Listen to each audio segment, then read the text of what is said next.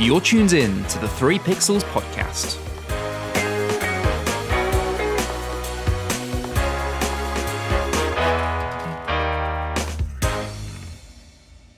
Hello, and welcome back to the 3 Pixels.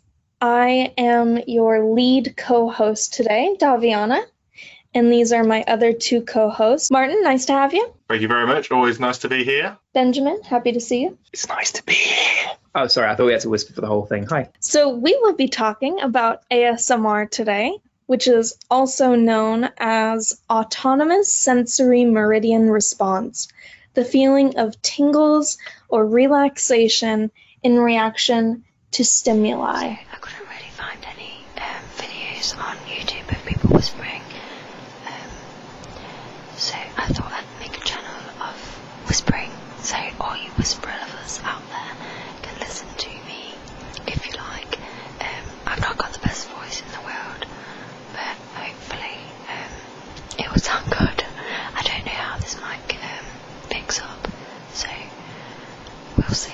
And I'm really sorry. The first ASMR video was released in early 2009 by a YouTube channel named Whispering Life, which is still releasing content today. It has had a surge in popularity in the last decade. According to the New York Times in 2019, there were around 500 ASMR videos published every day, mostly by female creators. Creators are also known as ASMRtists.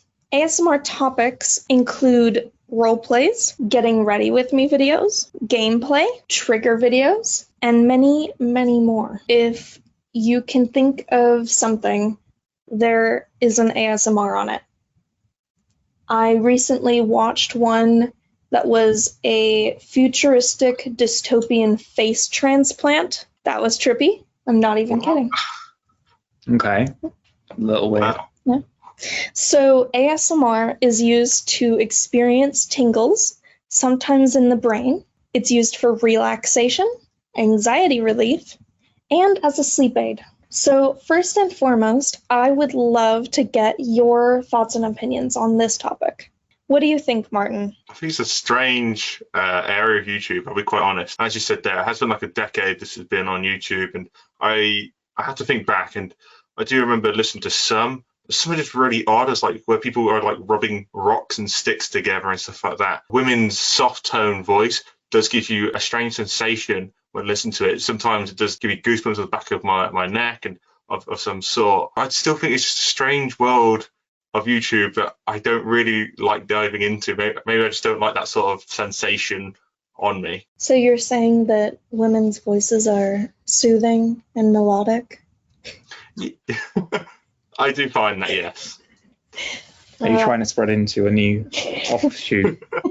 Can I? Yes. I'm gonna be the first to say that 3 Pixels is not doing an ASMR No? offshoot. No way. Oh, Three thank God. Pixels, ASMR artists? No. No? No. Okay. Benjamin, what do you think? My initial thoughts always were a little bit dismissive. I seen it as a little bit of a weird side of YouTube because it was always categorized as one of those, especially in the early days. But, you know, the more you think about it, the more you kind of have to put it in context alongside other things that are becoming more popular in terms of helping people relax and get to sleep and all that. And when you really think about it, how different is it to some people who like to listen to the rain to help them go to sleep, or they like to listen to a constant hum of something static or things like that. So when you really think about it, it's just whatever gets you relaxed. What's grating for some person is great for someone else, you know? And it's same with anything that's an audio experience. Some people love and find actually heavy metal music quite enjoyable and relaxing. They actually find it quite a nice time. There are people who do. And there are other people, they'll be like, turn that racket off. That's awful. And I think that's kind of the same with this as well. It's just a different type of experience. And it kind of almost reminds me, I don't know if any of you have seen these type of things, but they used to be really popular in many years ago with these 3D audio experiences, where I remember one, there was the Barbershop, where if you haven't listened to it, we'll put a link in the show notes. It's worth a listen. It's really interesting. And it's a virtual haircut happening, and there's people all around you. They used these microphones which could capture full 360-degree sound. And then they managed to recreate that so your brain can pinpoint where in the space that is.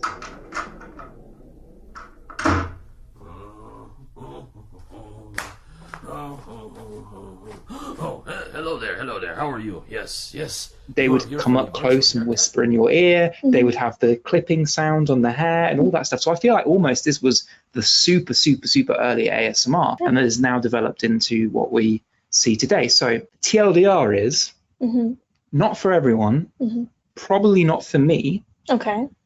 I would prefer probably rain on a window if it was me, but different strokes for different folks. So, Benjamin, it's interesting. Still to this day, some of the most popular ASMR videos are barbershop or haircut role plays. Really? Yeah. Huh. Do you have an idea why that would be? I think that a lot of people find haircuts relaxing already. To have someone play with your hair and pull it gently and trim it and style it. And I think that it's a time for pampering yourself and relaxation. And it's a very self-indulgent time where you have a person paying attention to you and caring for you directly. So I think that in a lot of these role plays, we're actually looking at a situation where you already have an emotional connection to that specific situation.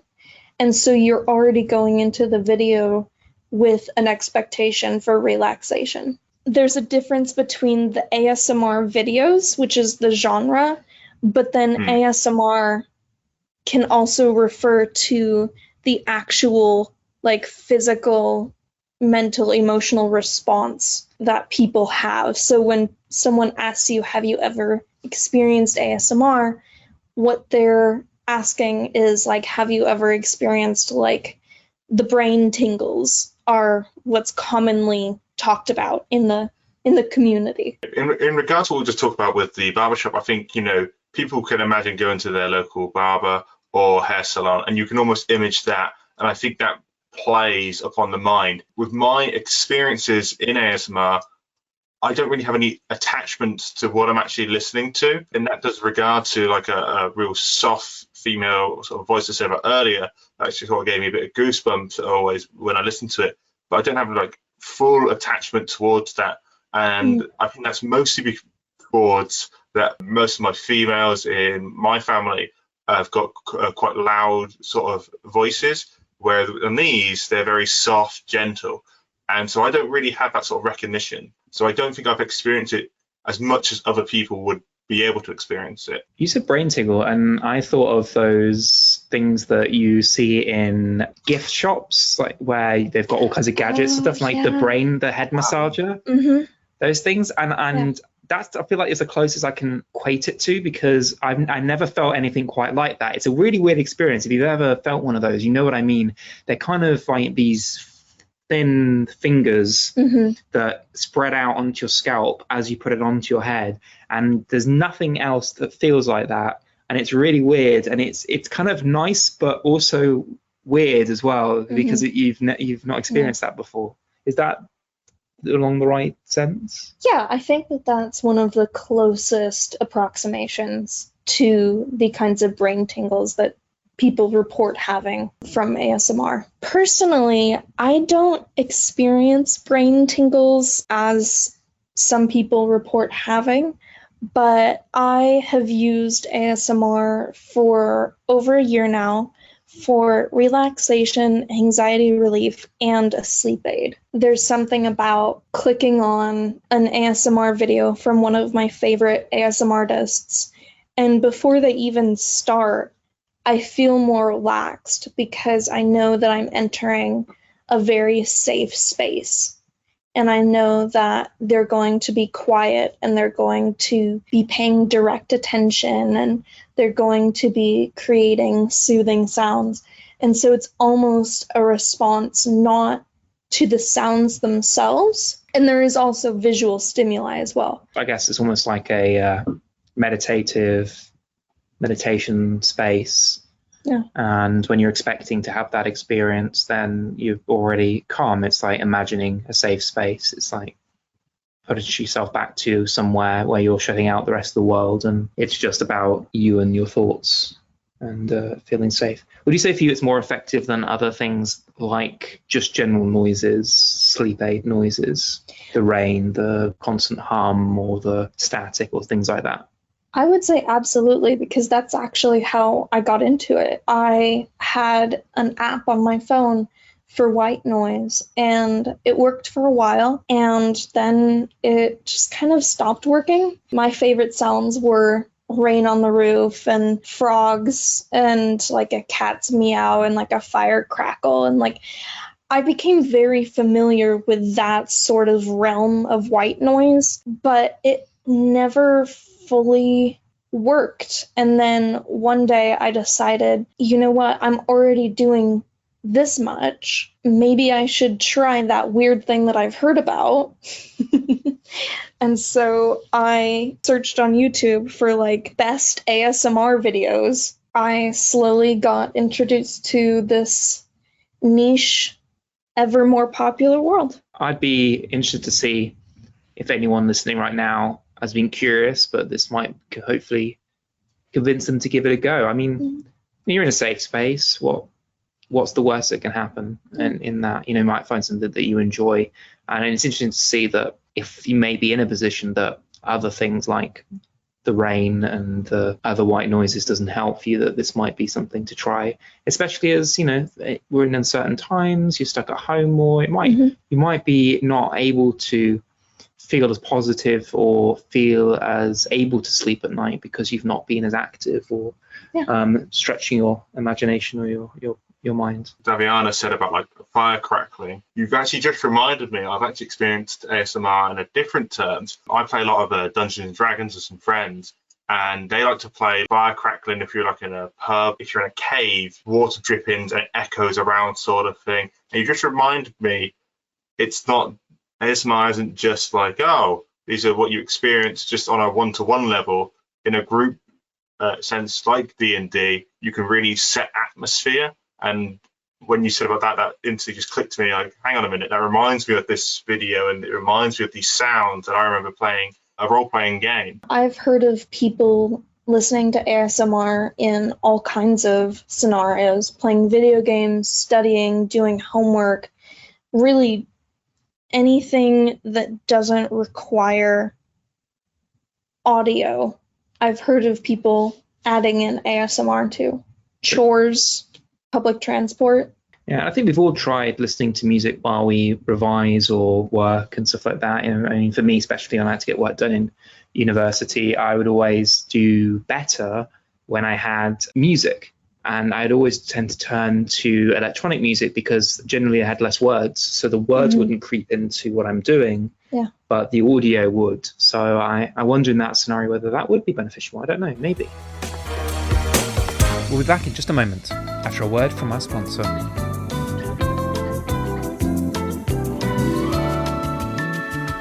LSW Mind cards are a pack of 45 individually designed cards, each with a tool or task to help you increase your well-being, boost your mood, and help you move towards a more fulfilled life. LSW Mind cards are designed to help you become more mindful of your thoughts and feelings and give you the tools that you need to take back control of your happiness, focus on the present, and spread positivity throughout your life. Click the link in the description to find out how you can get hold of your cards today and see if you can take a small step to improve your life.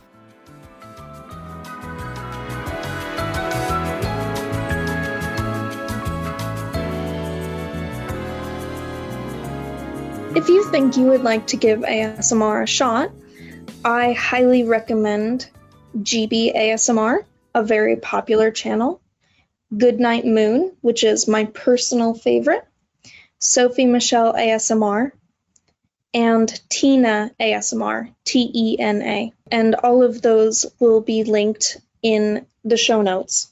Thank you very much for listening, and thank you, Benjamin, for joining me in this episode. Been a pleasure. Thank you, Martin, as well. Thank you very much for having me. I think we both, Martin and I, have learned something about ASMR. Martin, do you think you'll be having a little look after the show? I will be honest. Coming into this, I thought we were going to be talking about like people like rubbing rocks and like splashing in water. Generally, that's what I thought it was going to be.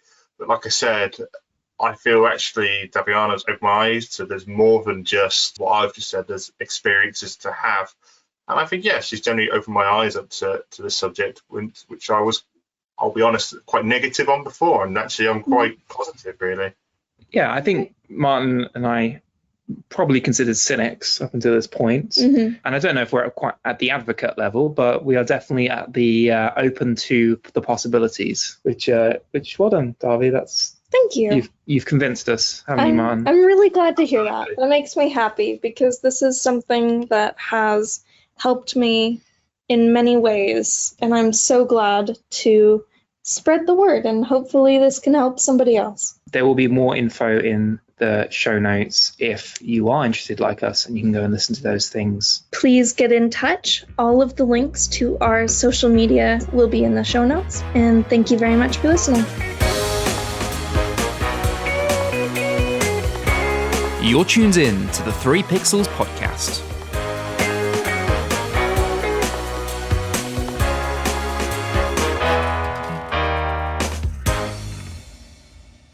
And we're done.